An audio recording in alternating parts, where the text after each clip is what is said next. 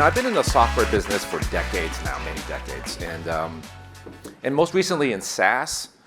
And just following the progress of SaaS, one of the things that's really been actually kind of mind-boggling is the rise of vertical SaaS, right? The rise of vertical SaaS. And like it would not have occurred to me, 10 years ago that there would be SaaS for, like not only doctors, but really specific doctors like oncologists, right?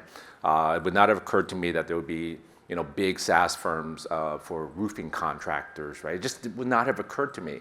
And yet it is a huge part of what we do now in SaaS. And in fact, I think it's probably one of the healthiest parts of SaaS. Because if you can really focus in on the use case and the problem set for a vertical, you can really solve deep problems. And so I really wanted to talk about that. And I know a lot of you in the audience are in vertical SaaS, so I wanted to bring someone up to join me in that. So let's see. Let me actually play a quick video just to kind of set the stage. Dave Salvant is here with us from Squire. And we have a lot of questions. I'm going to do a fireside chat with Dave. But let's give if you're not familiar with Squire, here's a quick video.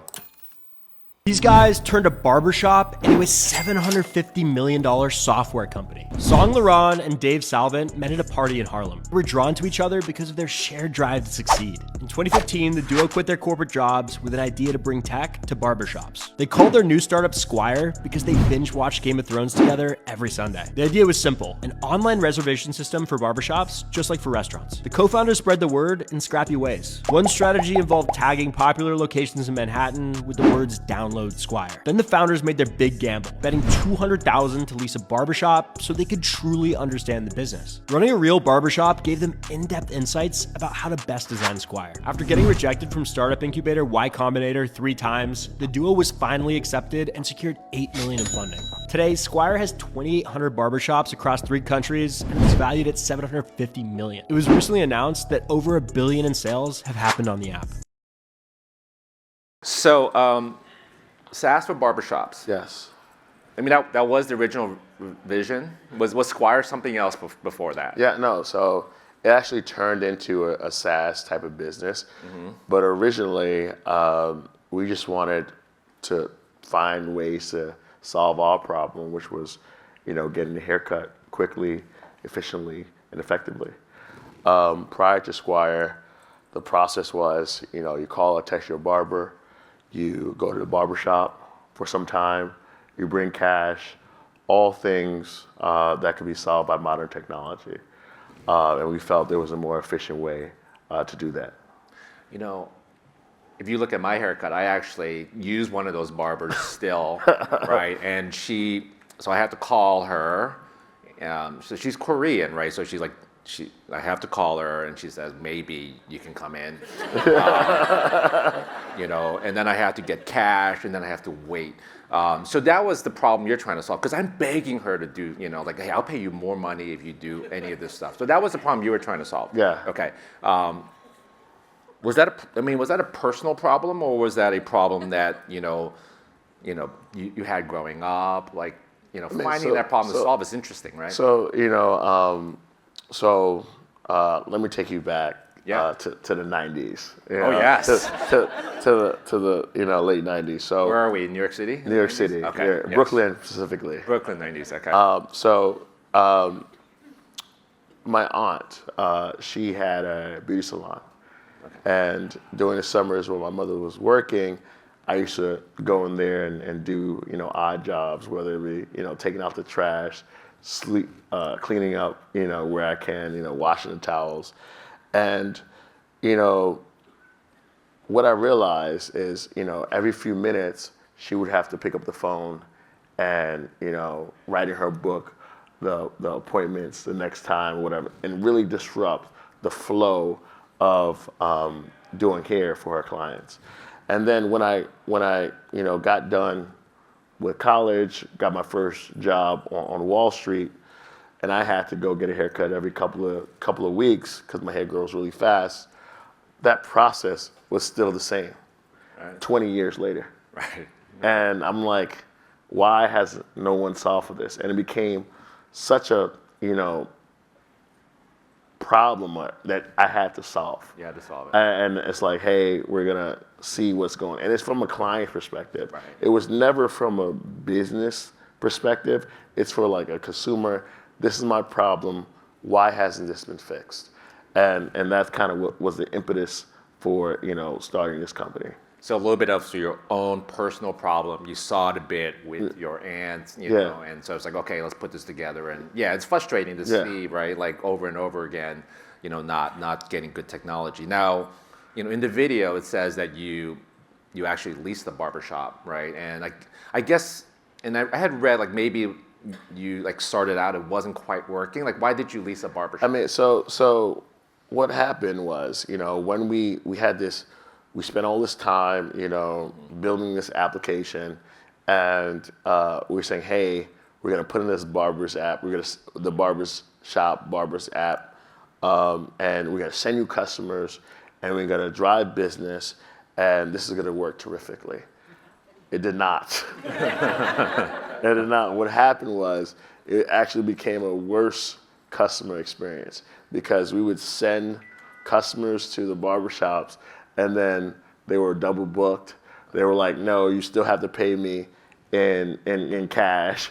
I don't see the money in my pocket. And it was just a horrible experience. And what we realized is if we don't manage the full end-to-end solution, then it won't be a full, unique experience for both the customer and the barbershop owner and manager. So around 6 months after we, were hitting the ground running, we made a big gamble.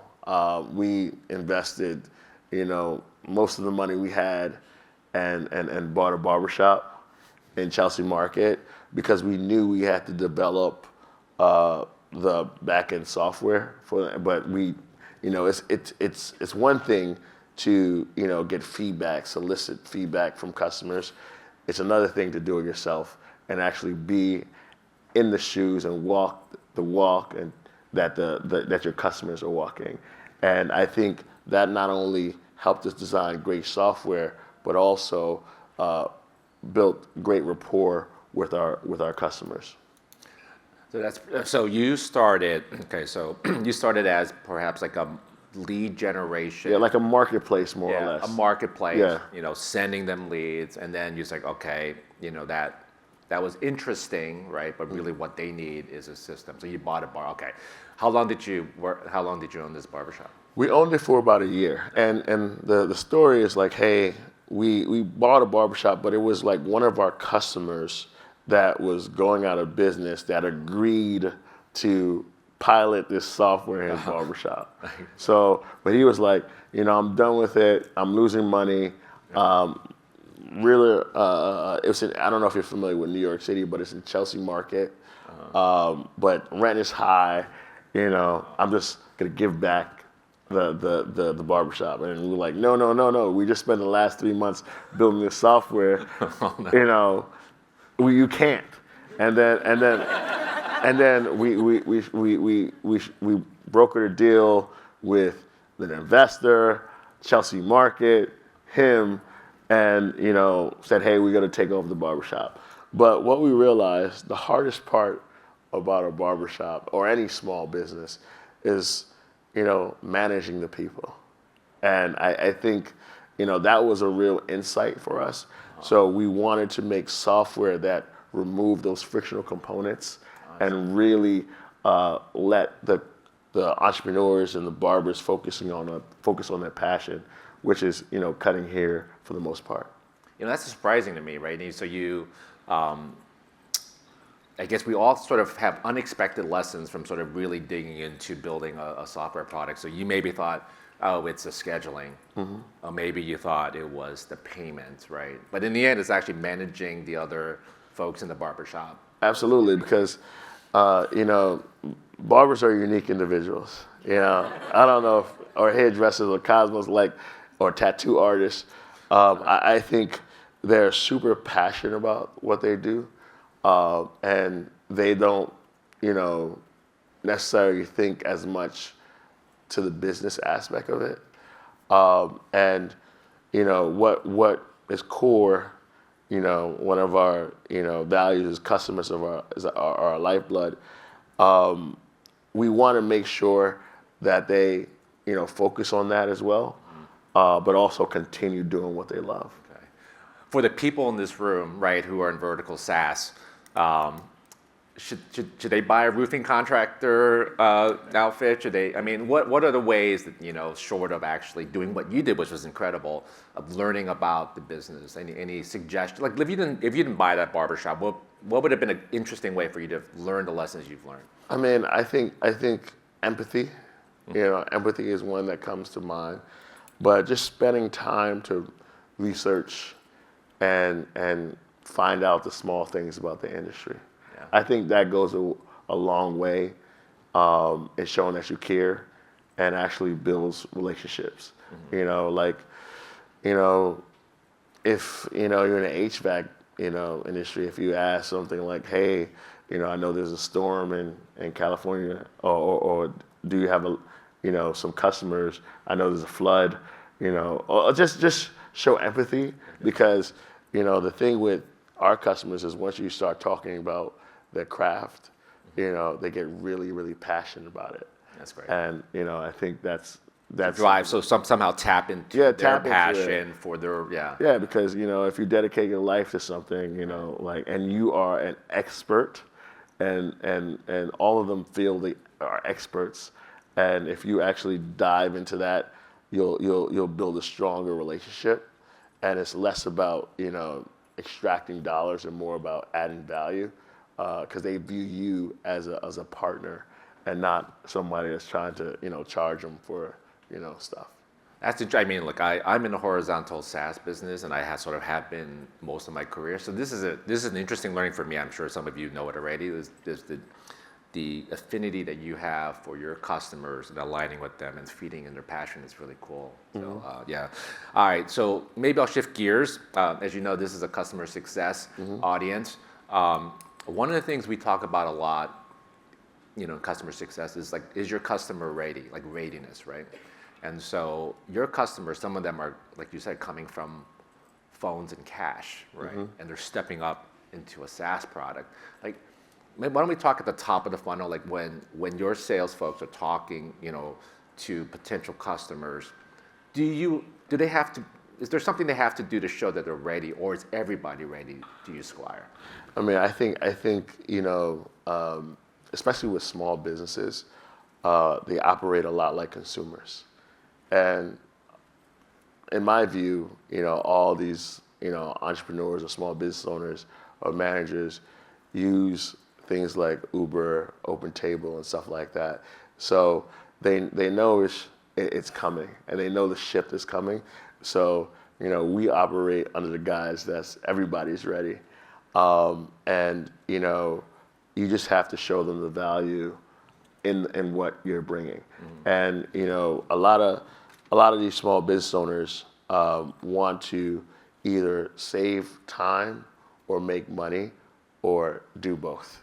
So once you appeal to that, I mean, it's just like, they know how to, but you get a lot of people that are stubborn and like, I'm old school, or this is how I've been doing business for 30 years or something like that. Yeah. Like your Korean lady. Yeah, she's refusing to do it. Oh my goodness.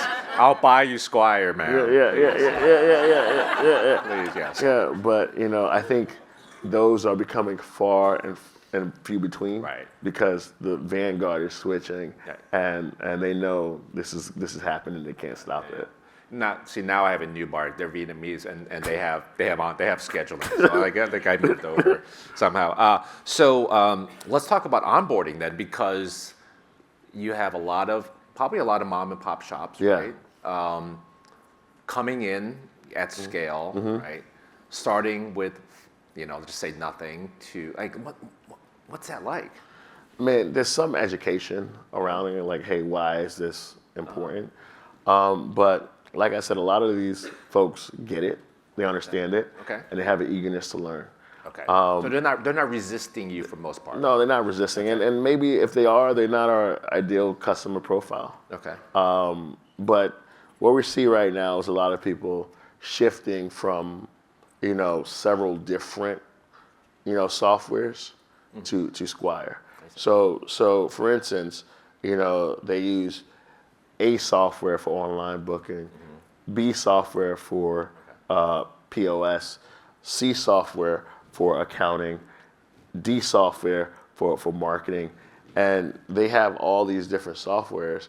And I'm like, hey, look, this doesn't make any sense because they don't talk to each other, they don't communicate with each other, and they're not utilizing, they're not unlocking the levers to enhance their business. Right. So I think once we make that the story, as opposed to like, why are you doing this? We're dedicated to barbershops. We make your product and your business more efficient. It's a no-brainer. I mean, that's sort of the promise of vertical SaaS, right? Is that you were historically stitching together a lot of horizontal SaaS apps here and there, and it's kind of working for your company. Yeah. But we're going to make it really work for your specific use case, right? Yes. Okay. I get that. So when you were raising money, like one of the things that probably not an issue anymore, but probably was an issue when you were raising money, that, hey, there's this word, if you're not familiar, there's the word TAM, total addressable market. VCs are sort of obsessed with it, right? They want a big TAM because if they have a big total addressable market, you can sell into it and there's opportunity for growth. There was always concerns like, oh, hey, barbershops, what's the TAM? Like, was that an issue? The TAM Yeah, I mean, the TAM was the issue, early on, and they didn't see it. A lot of them, thought we were just targeting, black barbershops because we're two black founders, to be honest. Oh, they thought you were targeting just black barbershops? Yeah. Because the TAM for that is probably a little smaller? Yeah, exactly, okay. exactly. But, Okay. That wasn't the case because last time I checked, everybody gets haircuts. So, that wasn't the case. So, so we had to fight through that. But, yeah, TAM was an issue. But what we saw is like, our ARPU and that scaling is we don't need that many barbershops to make this a really, really big company from a revenue perspective.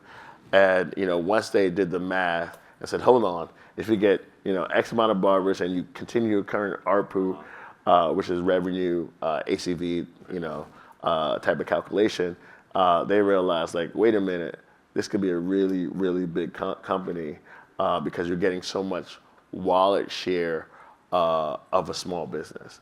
Like, our competitors probably do about, $2,500 a month, $2,500 a year in ACV. We do about, $12,000. So if you multiply that by, 10,000 barbers, right, you get a really, really, big number.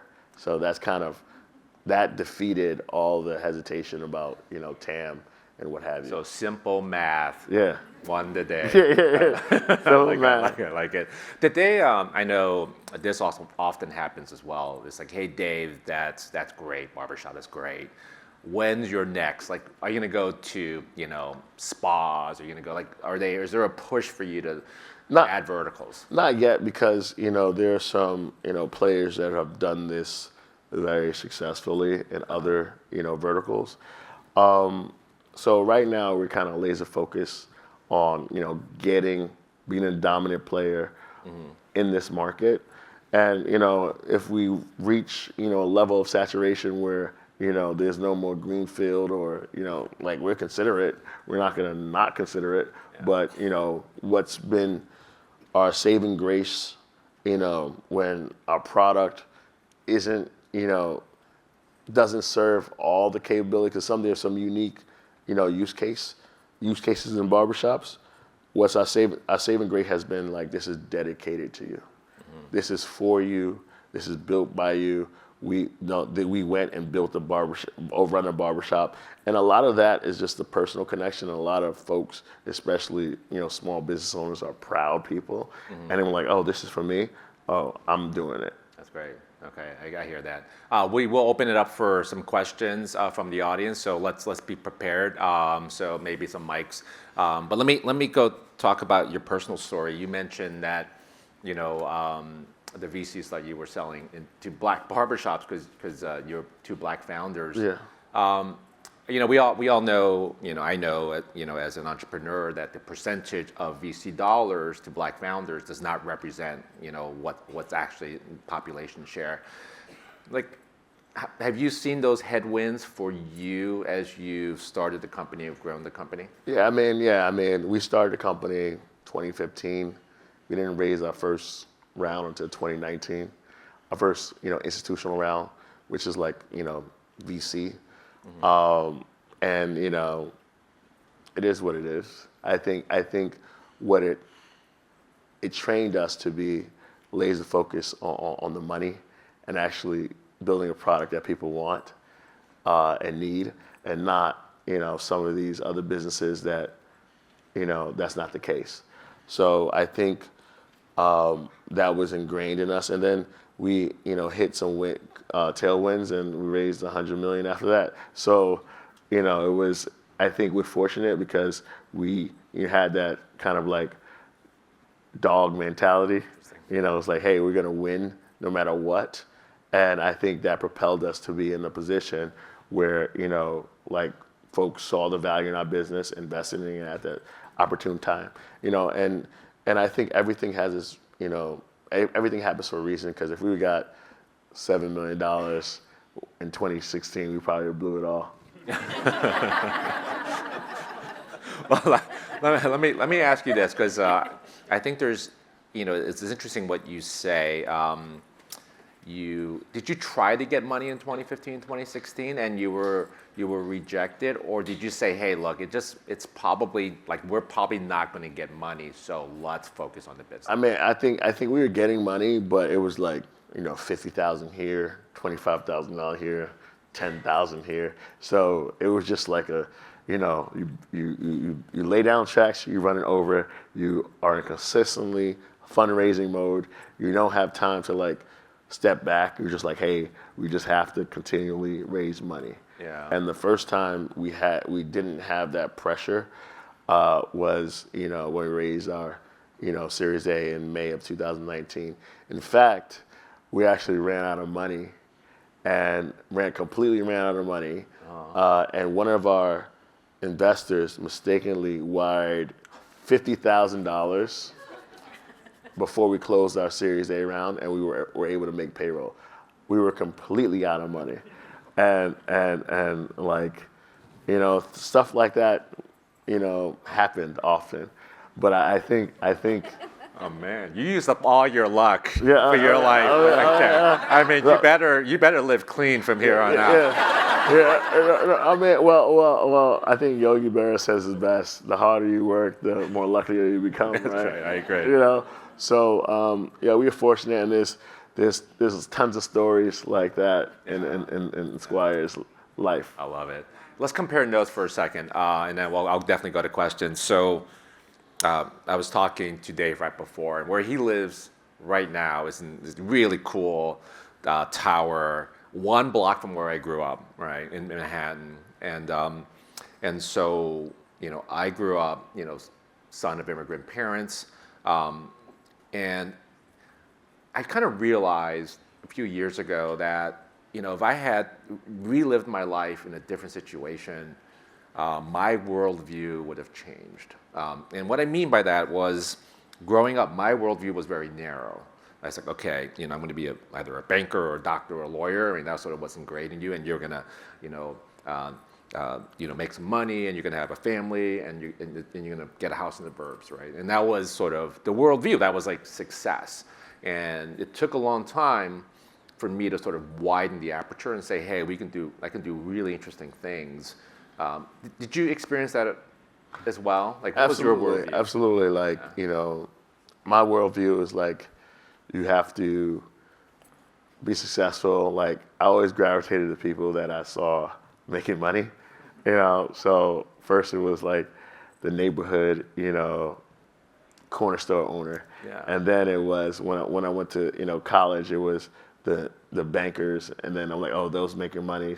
And then I was seeing like, hey, it's the guys that went to business school and then became, investment bankers. But, something happened when I was like, hey, I'm not going to be Jamie Dimon, And I thought to myself like, hey, I can try this. I'm a young guy, 26 at the same time, and I can try this for about 2 years, and I can always go back to corporate America, And, luckily for me, it worked out, and, but I think what, was really profound on me is like, the biggest risk was not taking a risk. You never know if you don't do it.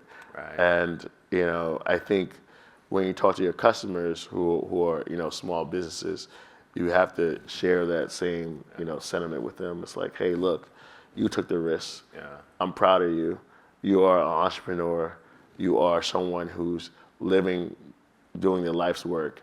And, I think that goes a long way when speaking to your customers as well. That's great, Dave. I think the idea of just sort of expanding the view of what you're capable of doing is sort of the lesson I would talk to a lot of people about, because, when you're restricted, it keeps you small. All right, we got questions from the audience. Who's got the mic? Okay. Yeah. All right, go ahead. You had your hand up for a while. Got it. Yeah. I'll repeat the question for the audience. Basically, and this actually, I think comes up a lot, right, is that in certain industries, you have the mom and pop shops, and then you have the chains, and then you have the big chains.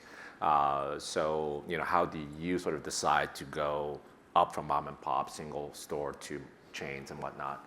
Yeah, we went through that similar exercise as well. Because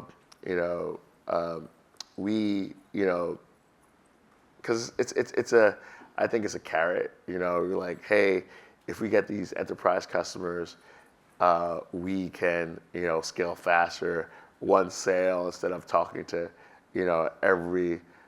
every customer. But we realized that's not our strategy, because I think what you have to do is be ruthless about your ICP. It's like, hey, these are my customers. I don't care what's outside of that range. I am going to focus on my customer, because what that allows you to do is design products and services that make sense for them, and don't try to, cast a wide net and horseshoe people into a product that is not necessarily built for them. Because what's going to happen? They're going to churn anyway. And I think if you're really particular about your ICP, you can have success there if it's big enough. And when when you get mature, when your product is mature enough, sure, that's something you can do in the future.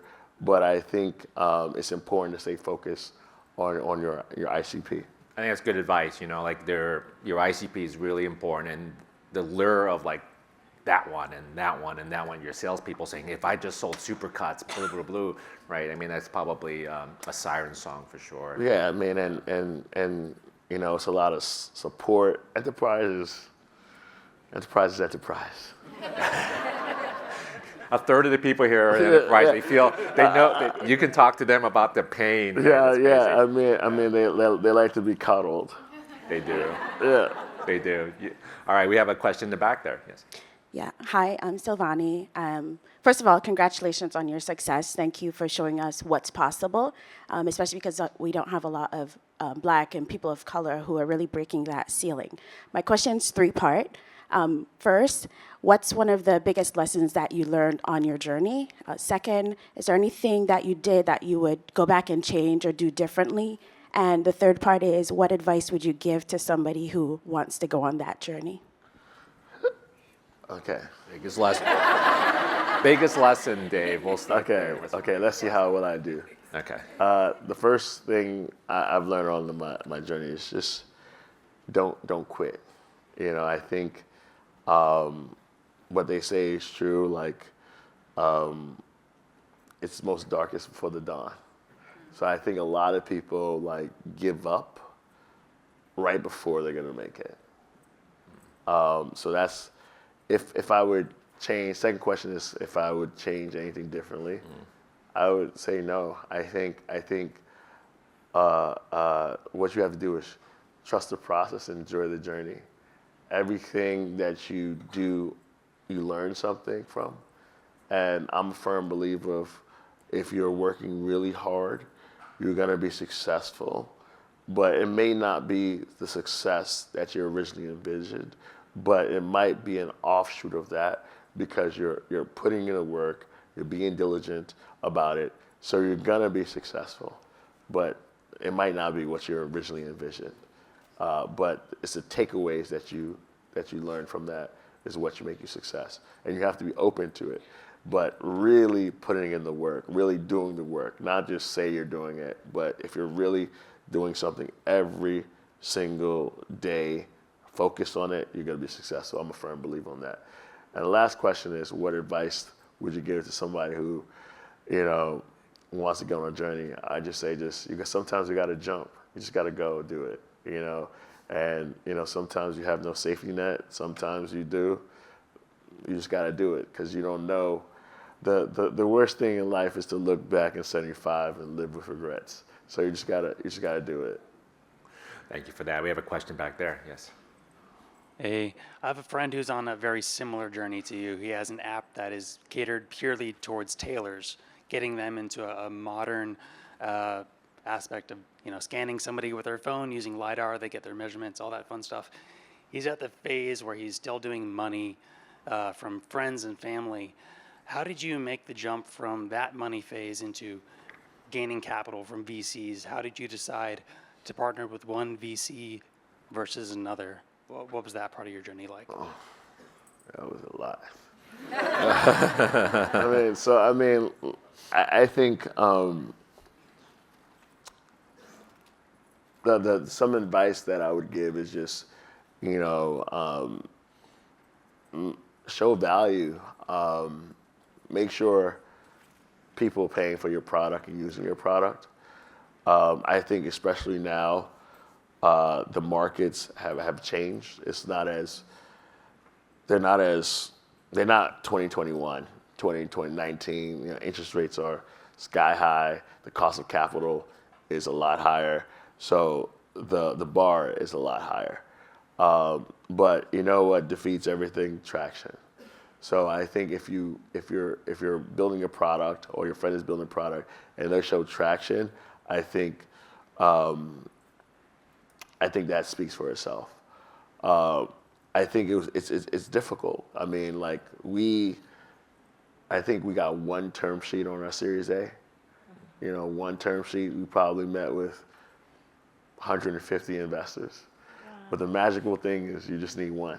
Yeah. You just need one. And the terms weren't that good, but you got to make the best of it. So I think that was a learning experience, but I think just create demand by creating traction, and then I think the rest is going to be table stakes. What traction did you have when you were raising your A? What traction we were making? Probably, I think just below. We were like $1 million ARR, I think. Yeah. Around our Series A, like $80,000 a month in revenue.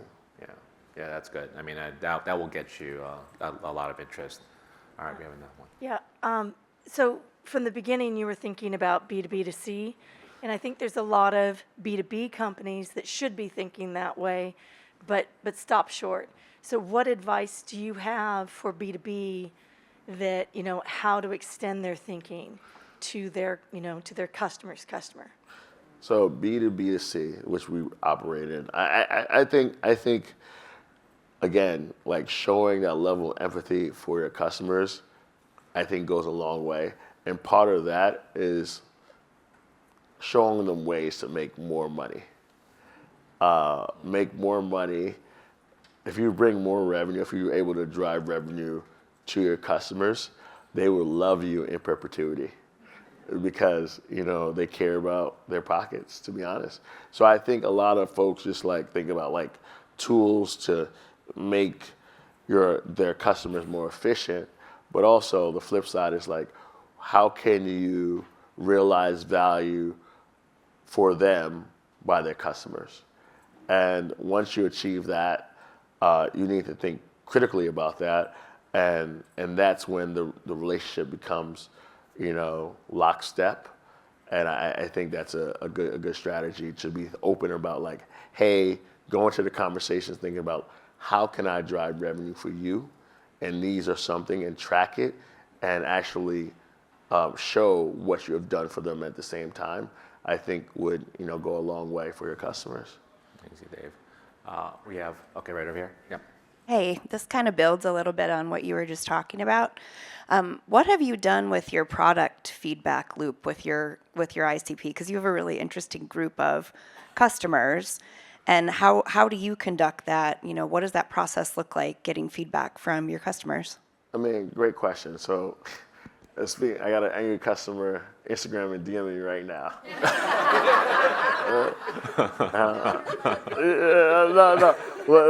No. I mean, we have a great CS customer service team led here by James Green here. But what we learned is, our customers are noisy, So if they aren't feeling something, they're gonna let you know.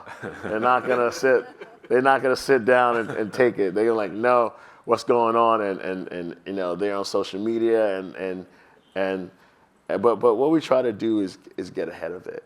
We try to use technologies like Churn Zero and what have you to see if transaction rates are slowing down, see if bookings are not as what they used to be, so we can reach out to them before they become on the churn list, and actually if it's at a certain level, I reach out and give them a call. I think it's important to say, people just want to hear from you and hey, what's going on? What can we do better? What you having problems with? And that goes a long way. Is people want to be heard, people want to be thought of, people want you to show empathy to them. Kathy. Hey, again, congratulations. Interestingly enough, I just ran into a new founder last week who's building a beauty salon type app for beauty salons to use, and he referenced Squire as his motivation. And his dream is to partner with you one day. So it's that's interesting that you're here. So my question is about your customer's customer.